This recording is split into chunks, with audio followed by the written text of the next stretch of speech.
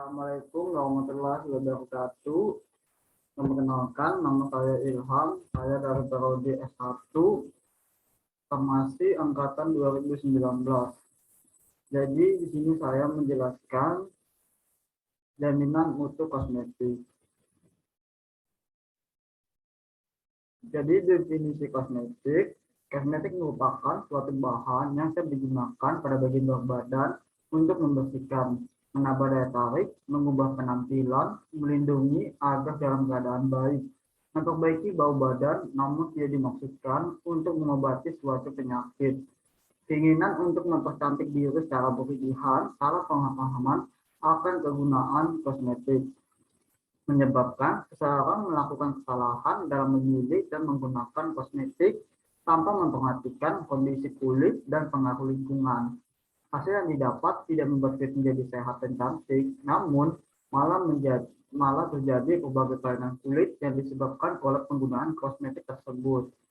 Bahan yang dipakai dalam usaha untuk mempercantik diri ini dahulunya diramu dari bahan-bahan alami yang terdapat di lingkungan sekitar. Sekarang, kosmetik dibuat tidak hanya dari bahan alami, tapi juga bahan buatan dengan maksud untuk meningkatkan kecantikan. Jadi definisi kosmetik dalam Peraturan Menteri Kesehatan Republik Indonesia Nomor 445 Menteri Kesehatan Kemenkes tahun 1998 adalah sebagai berikut.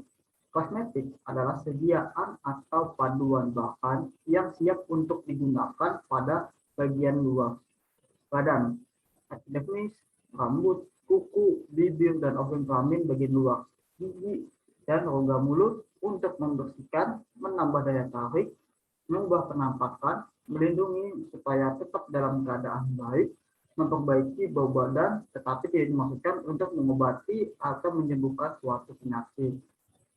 Jadi penggolongan kosmetik itu, yang golongan pertama adalah kosmetik yang digunakan untuk bayi, kosmetik yang digunakan di sekitar mata, rongga mulut, dan mukosa lainnya. Kosmetika yang mengandung bahan dengan persyaratan kadar dan penandaan. Kosmetik yang mengandung bahan dan fungsinya belum lazim serta belum diketahui keamanan dan kemanfaatannya. Penggolongan kosmetik golongan kedua. Jadi kosmetik yang tidak termasuk golongan pertama. Berdasarkan fungsinya, kosmetik terdiri dari tiga kelas. 13. Jadi kategorinya itu yang pertama adalah sediaan bayi, sediaan mandi, sediaan kebersihan badan, sediaan cukur, sediaan wangi-wangian, sediaan rambut, sediaan pewarna rambut, sediaan rias mata, sediaan rias wajah, sediaan perawatan kulit, sediaan mandi surya dan tablik surya, sediaan kuku, dan sediaan higien mulut. Nah, jadi kosmetik itu dibagi dalam dua golongan, ada yang tradisional, ada juga yang modern. Untuk yang tradisional, kosmetika alamiah atau kosmetika asli yang didapat dibuat sendiri langsung dari bahan-bahan segar atau bahan alami yang telah dikeringkan, contohnya seperti buah-buahan dan tanaman di sekitar kita. Untuk kosmetika modern, kosmetika diproduksi secara pabrik melalui laboratorium di mana telah dicampur dengan zat-zat kimia untuk mengawetkan kosmetika tersebut agar tahan lama sehingga tidak cepat rusak. Nah, jadi permasalahan yang sering terjadi pada kosmetik yaitu kosmetik ilegal. Jadi kosmetik telah menjadi komoditas utama khususnya bagi remaja sehingga permintaan akan terhadap kosmetik itu semakin meningkat. Sebagian oknum produsen yang memanfaatkan permintaan tersebut dengan mengeluarkan produk kosmetik tanpa perizinan yang dengan mudah ditemui toko kosmetik dengan harga yang relatif mudah, tapi tidak diketahui bahaya dari kosmetik tersebut. Tanpa izin, ini juga bisa menjadikan produk ini tetap laku terjual di pasaran. Nah, walaupun efek samping dari kosmetik ini tanpa izin jika digunakan dalam jangka waktu lama dapat mengakibatkan berbagai macam penyakit seperti iritasi dan lain-lain. Zat kimia yang terdapat pada kosmetik ilegal dapat melebihi standar penggunaan zat kimia pada kosmetik, seperti penggunaan merkuri, hidrokinon, zat kimia berwarna, tetrahydrodamin B, vernis, terpentin, dan cat. Nah, zat-zat tersebut biasa digunakan bukan untuk kosmetik, tetapi untuk industri. Sehingga jika digunakan pada tubuh manusia dalam jangka waktu lama, dapat mengakibatkan efek samping yang membahayakan. Jadi fakta-fakta penyebab peredaran kosmetik ilegal, yang pertama, penawaran harga yang ditawarkan produsen dengan izin resmi lebih mahal dibandingkan tanpa izin. Yang kedua, semakin tinggi permintaan pasar akan barang tersebut. Ketiga, tidak adanya pemberitahuan resmi dari pemerintah kepada penjual dan kurang seriusnya pemerintah dalam memberantas peredaran kosmetik palsu atau tanpa izin di pasaran. Tingkat kehidupan perekonomian yang rendah dan rendahnya sumber daya konsumen. Bahaya penggunaan kosmetik ilegal, efek samping dari penggunaan kosmetik ilegal ini bisa sangat membahayakan tubuh manusia. Efek samping yang diakibatkan dari kosmetik ini secara terus-menerus bisa berakibat terjangkitnya kanker, kegagalan jantung. Zat kimia yang terdapat pada kosmetik tersebut yang melebihi standar yang digunakan untuk kosmetik bisa memunculkan resiko kesehatan. Secara tidak sadar, kondisi disebabkan oleh kecerobohan konsumen. Karena pada saat melakukan kegiatan sehari-hari tanpa disadari, tercampurnya dengan zat kimia yang terdapat pada pewarna kuku, hingga zat kimia tersebut masuk ke dalam tubuh yang terkandung dalam pewarna kuku tersebut menyerap melalui pori-pori kuku sehingga masuk ke dalam tubuh, kerusakan pada saluran pencernaan. Ini hasil dari penelitian BPOM akan bahaya dari kandungan kosmetik ilegal, apalagi pada kosmetik-kosmetik yang mengandung merkuri. Jadi bahan kosmetik yang dilarang itu ada beberapa macam. Yang pertama adalah hidroquinone. Jadi hidroquinone itu menjadikan kulit kemerahan, kulit menjadi sensitif, menghalang proses pigmentasi, mengurangkan perlindungan kulit daripada UV, resiko kanker kulit. Nah, retinoid pedih dan merasa mengelupas untuk sensitif pada sinar matahari, kulit tidak selesai merkuri merosakkan buah pinggang dan sistem saraf, kulit kuam dan radangan, mengganggu perkembangan otak kanak-kanak.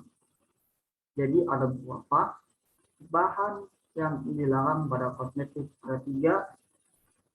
Untuk pengadaan kosmetik itu harus memenuhi persyaratan umum, yaitu etiket wadah atau pembungkus harus mencantumkan penandaan berisi informasi yang lengkap, objektif, dan tidak menyesatkan, sesuai dengan data pendaftaran yang telah disetujui oleh industri atau BPOM, jelas dan mudah terbaca, menggunakan huruf Latin dan angka Arab, dan tidak boleh mencantumkan penandaan seolah-olah sebagai obat. Rekomendasi dari dokter, apoteker, pakar higien estetik, atau organisasi profesi. Keterangan-keterangan yang harus dicantumkan pada etiket wadah dan atau pembungkus meliputi ada beberapa.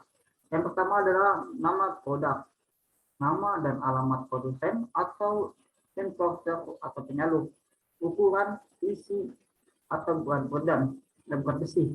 Komposisi harus membuat semua bahan, nomor izin edar, nomor batch, kode produksi, penggunaan dan cara penggunaan, kecuali untuk produk yang sudah jelas penggunaannya, bulan dan tahun kadaluarsa bagi produk yang stabilitasnya kurang dari 30 bulan, penandaan yang berkaitan dengan keamanan atau mutu. Jadi pengawasan peredaran kosmetik, adanya pengawasan langsung yang dilakukan oleh pemerintah melalui pengawasan Badan BPOM.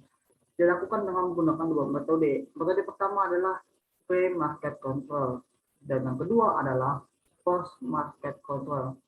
Untuk yang pertama adalah pre-market control adalah pengawasan yang dilakukan sebelum produk kosmetik diedarkan, antara lain standarisasi, pembinaan dan audit cara produksi kosmetik yang baik, serta penilaian dan pengujian atas mutu keamanan sebelum kosmetik diedarkan. Yang kedua adalah metode post-market control, adalah pengawasan yang dilakukan setelah produk kosmetik diedarkan di masyarakat, antara lain inspeksi sarana produksi dan distribusi, sampling dan uji laboratorium untuk kosmetik di peredaran, penilaian dan pengawasan iklan kosmetik atau promosi. monitoring efek samping kosmetik, serta penyebaran informasi melalui edukasi masyarakat dan public awareness. Jadi kesimpulannya ini pengendalian dan pengawasan mutu memerlukan pengembangan aspek teknis kemudian dengan cara pengelolaan, aturan-aturan yang jelas, tegas, dan disiplin, tindakan kolektif dan kuantitatif yang tepat dan profesionalisme sesuai aturan-aturan yang telah berlaku atau yang telah ditetapkan.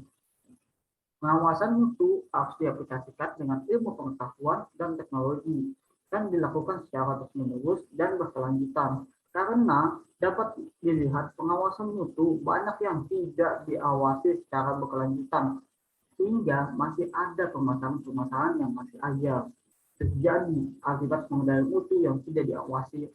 Pengendalian mutu terhadap kosmetik mutlak dibutuhkan agar terjaminnya keamanan dan memberi manfaat yang besar dan memberi risiko efek samping yang kecil yang masih dapat ditoleransi dan tidak fatal.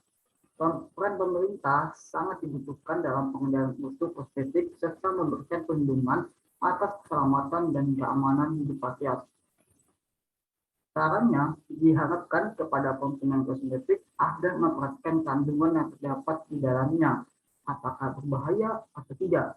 Karena lebih baik kita mengeluarkan biaya yang sedikit lebih mahal namun terjamin keamanannya daripada murah tapi bisa membahayakan bagi kesehatan tubuh. Diharapkan kepada pemerintah untuk menindaklanjuti dan mengawasi pembuatan serta penjualan kosmetik. Karena saat sekarang ini masih banyak konsumen yang kurang pengetahuannya yang mengakibatkan kerusakan dan gangguan tertentu terhadap pemakaiannya, serta diperlakukannya sanksi yang tegas terhadap pelanggarannya. Karena pengawasan obat dan makan tercantum di dalam Undang-Undang Negara Republik Indonesia. Untuk para pemakai kosmetik, gunakanlah kosmetik yang halal dan sudah pasti baik. Namun, yang baik belum tentu berarti halal. Sekian dari penjelasan saya, yaitu jaminan mutu kosmetik. Jika ada kesalahan kata atau ada kurangnya, mohon dimaafkan. Terima kasih. Assalamualaikum warahmatullahi wabarakatuh.